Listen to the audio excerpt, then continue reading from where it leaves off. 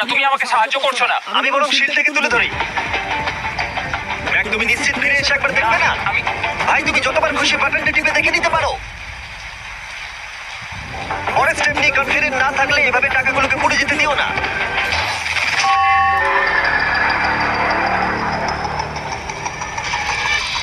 প্রায় 5 মিনিট কেটে গেছে আমি জানতে চাই আর এখনো তুমি শুরুতেই আটকে আছো। আমি জানতে চাই না। 1 মিনিট হয়ে গেছে আর তুমি এখন একটাও টাইল পার ঠিক আছে, করো। Thanks Karl. এখনো 30টা টাইলেরও বেশি বাকি আছে।